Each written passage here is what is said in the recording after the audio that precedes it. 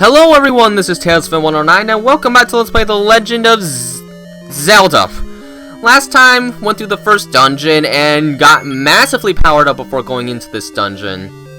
If you just go to this dungeon straight away, some of the new foes here might give a little trouble, but now we're so powered up that this dungeon is gonna be a joke. I'm gonna wander the dungeons for a few keys, and also these ropes are generally a pretty good source of rupees. Not a bad enemy to grind up on, and since I still want to get the blue ring to upgrade my defense, wouldn't be a bad idea to start dealing with them right now. And in this dungeon, I will also prove that you do not need all the keys in a dungeon. There are paths you can take to bypass certain locked doors, and not every room has to be entered. So I'm gonna start picking up some spare keys along the way. Like, I'm not even gonna go in there. That's a waste. I will take the money, though. There's only one item to find in here, by the way. Oh, I might have to go in one of them. Yeah, I might have to. Ow. Oh, shoot, did I just kill a leader? I killed a leader! That's one interesting thing about this game compared to other games. In some rooms, there's actually a leader of the enemies in the dungeon. And if you kill that, every single one in the room will go down. It's kind of interesting. Okay, there's the map and compass. See? It's a moon. I wouldn't lie to you. It's a moon. Alright, let's go in here. Alright. In here is where we'll find the dungeon item. This is where a boomerang would come to great use. And see, I'm already making great use with my new shield, because it can block these fireballs. Ow. Gosh. Alright. Let's keep going through the rooms, shall we? Try and pick up whatever keys I can. Yay, more keys. Hooray! I guess we could consider this a mini-boss. I think these are Moldorms.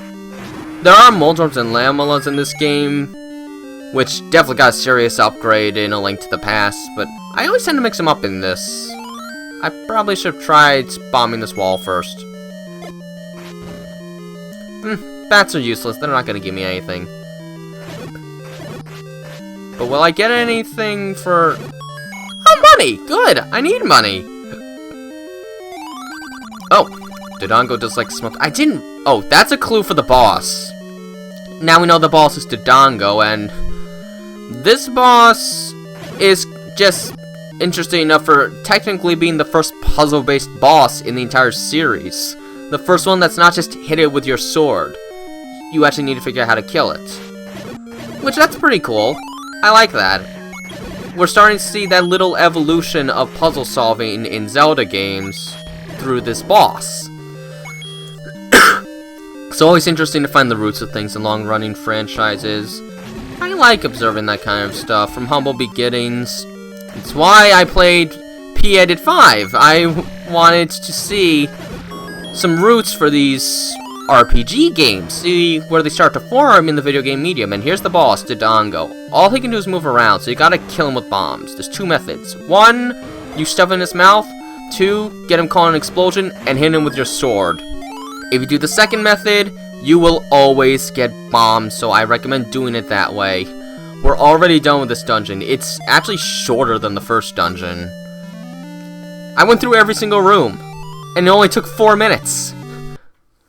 Alright, there's actually not a whole lot to do right now, so I'm actually just gonna head right on over to the next dungeon. I'm serious. And this dungeon, if you know where to go, can be finished even faster than the second dungeon. Isn't that crazy? So yeah, we got some very short dungeons in this game. They do eventually get longer, but nothing compared to the excess of 3D Zelda games, honestly. Not even close. But let's get moving. We still need to get a little more money. I would like to try and get the blue ring before the 4th dungeon, because things do pick up a little more there. The dungeons get longer, the enemies get a tad more, do get more difficult, and we honestly have what's probably the hardest boss in the entire game in that dungeon. Well, at least in the first quest. In the second quest, it's not the fourth boss. As a kid, the boss of this dungeon, Dungeon 4, gave me a lot of trouble. A lot. I want to try and burn this. Aha! Oh my... Oh! Like I said, they do exist! Oh, that might actually slow me down a bit in my progress. Oh! It's fine. There's rupee secrets in the woods that we're heading to. We're going to the western woods to go to this dungeon. And I think the first time I played this game, I actually found this dungeon before the second dungeon. I had it on the Zelda Collector's Edition for GameCube, so I didn't have the manual. But now I am playing this on a legitimate NES. I'm not lying. This is on the real console. I tend to record almost all my games on legitimate console. If I do a randomizer, it might not always be the case because I won't always have an EverDrive, but I do like to try and play on console when given the opportunity.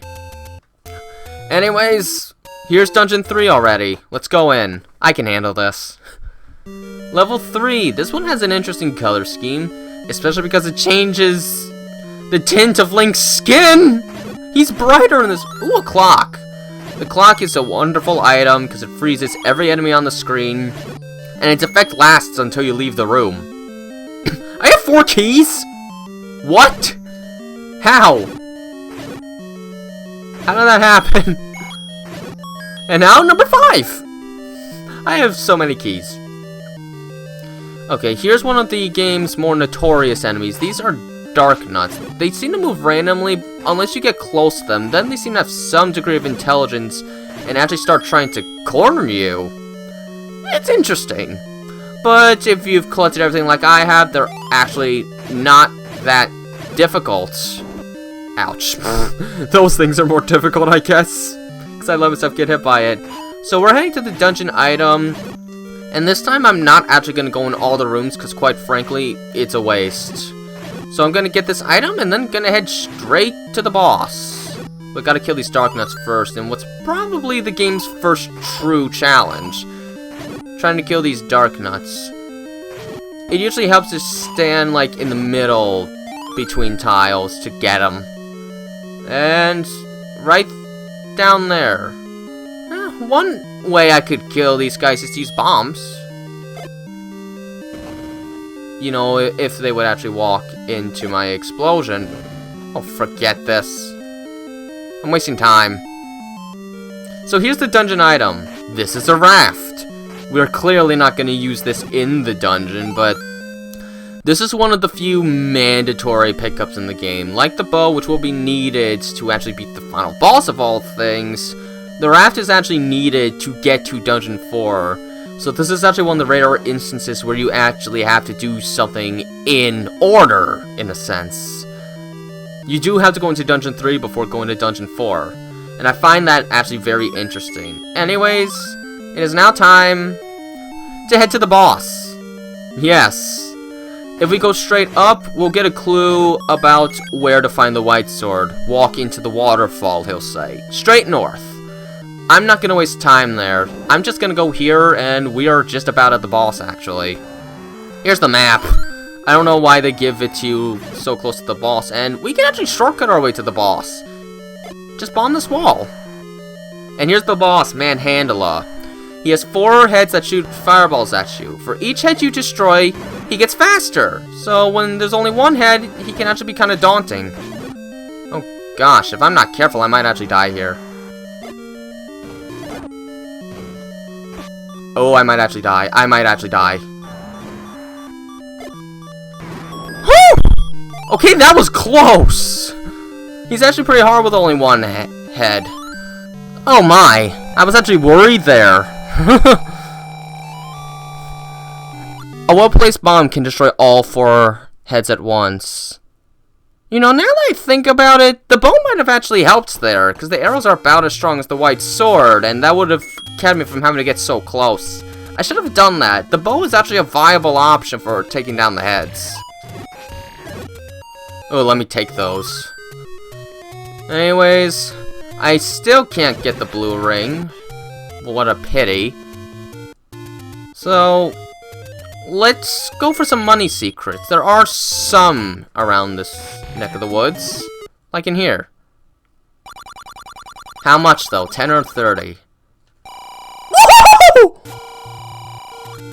I'm sorry for getting so loud, but I didn't know that was 100! Well! That works out! Now, I'm going to go up here and reveal the secret store that holds the blue ring. I was not expecting that! Let me get a boomerang. Go in here. 250 rupees it is, so... Boy, this is really expensive! Okay! See, things have a way of working out. I just didn't think it would go that well. Like, wowzers. There's another rupee secret I want to get right now. Because there's still 2 things I want to buy, and then we're actually done with shopping entirely. I want to get the food, because that will eventually be required. And I would eventually like to buy a potion for completion's sake. Even if I probably won't need it, even though I almost proved myself wrong fighting Manhandler. That was scary. That was the closest call I've had with that guy in some time. Okay, this is only 10. Alright, we're good. Alright, let's go. Oh, do not shoot me. There we go. So, yeah, now we're in pretty good standings. This is good. The blue ring does make the game much easier. That double defense is very well worth it. You'll especially want it by the time you start reaching the 5th dungeon, and especially the 6th. If you join the blue ring by the 6th dungeon, grind some money. Anyways, we're actually doing dungeon 4. Am I going too fast for you? We're only in part 2, and this is already the 4th dungeon. This is the 3rd dungeon in a single video. I promise this will be the last. I promise. Don't worry. There won't be any more dungeons in this video. Because we'll probably be done with the video by that point. Probably, I don't actually know. Anyways, in here we're gonna get another very useful item, and we meet some interesting enemies. These are Vyres. They split into 2 red keys when you kill them. Unless you have the best sword in the game. That'll actually take care of them just nicely. And the 4th dungeon actually introduces a new mechanic. Dark rooms that require the candle to see, so if you didn't buy the candle by this point, you're gonna need it. Oh, I picked up the compass, that's what I picked up. The compass, in case you haven't noticed, shows you where the Triforce is in a dungeon. It doesn't show anything else, such as where the main item is, which is a little unfortunate, but whatever. It can help in certain dungeons, but it definitely doesn't help in this one. Why? Because this is actually a very linear dungeon. Very linear. It's probably the most linear dungeon in the whole game.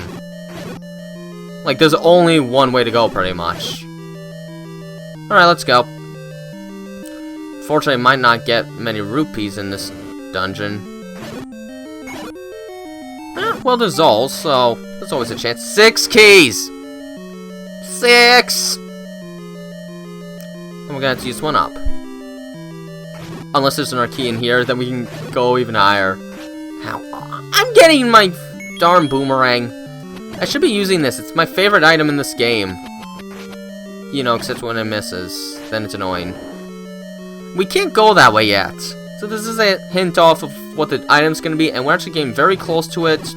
We're also getting very close to a very devastatingly cruel enemy. Man, I'm just taking hits. Nothing but hits. Don't unlock that door. It leads to a dead end with absolutely nothing in it. And in here we get introduced to Likes, the dreaded enemy that will eat your shield. You do not want that to happen. Because the cheapest shield is 90 rupees. You don't want to have to keep shelling out cash for that. There we go. Now let's get our dungeon item, which is the step ladder. I love this item. It allows us to cross gaps 1 square in size. It can be a very useful defensive tool, because unless an enemy can shoot at you, they can't reach you while within a gap. Maybe it won't completely help against something like this, but wait till we have to deal with something like Dark Nuts. It will be a godsend. I probably should be using my candle, but no. There we go. Now, over this way should be a map.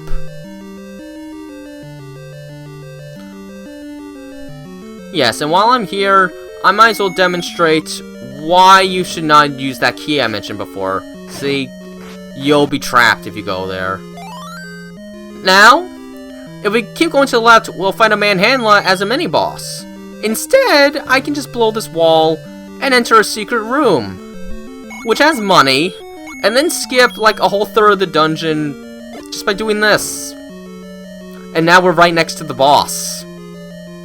You didn't really miss much, honestly. Just a Manhandler and some more basic enemy rooms. Because again, the dungeons aren't too special. They don't really vary much from each other, just they get harder. That's it. And they have a different color scheme. Why am I so bad at avoiding things this time? Alright, oh, and a puzzle.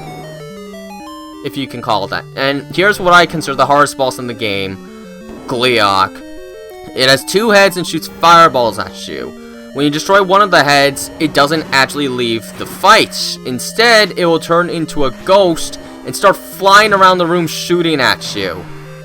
There are versions that have more heads, but by the time you fight those, you're much stronger, and therefore you can easily tank it. With this, you generally do have to be a little more careful. That was a roadblock for me as a kid. I could not get past this boss without potions. Of course, I did much better on this than Manhandler. Usually I don't have as much trouble with Manhandler though, so that was just something. Anyways, there we go. 3 dungeons and still enough time to record. So, what I'm actually going to do is I'm going to pick up the last 2 heart containers in the overworld, and that will allow me to get the best sword in the game. The magical sword. This was before Nintendo conjured up the Master Sword. We could say this is probably supposed to be the Master Sword, though, the magical sword. Alright, so let me just go ahead and get these 2 heart containers. They're both on the far eastern side of the world. So we gotta make our way over there. Thankfully, Hyrule is not actually all that big. Relatively speaking. Like, this is definitely one of the smallest Hyrules in the franchise. And it makes sense. Now, probably the reason Nintendo made this game so big was because this was on a disk system, which they had a lot more faith with, and because of the way it could write memory, it just seemed more manageable. They probably eventually realized they were wrong when they actually made this for the States and actually included a save battery. Anyways, over here is one of our heart containers.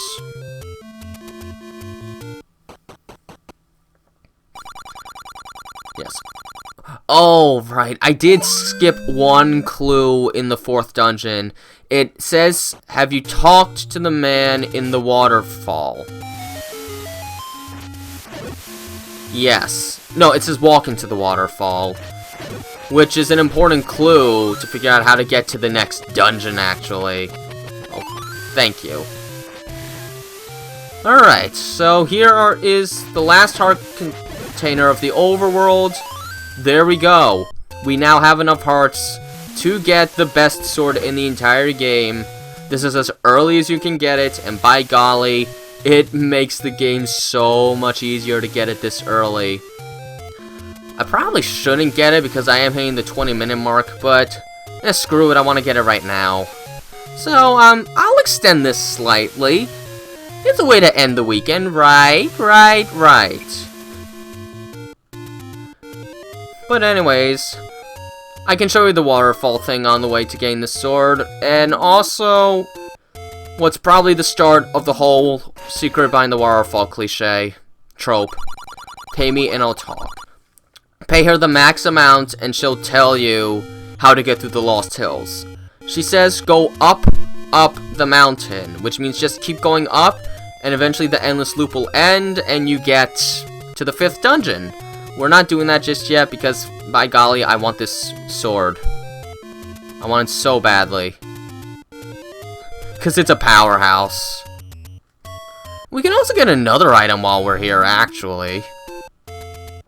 This one is not mentioned to you, but there's an item hidden underneath this Armo statue. It's a power bracelet.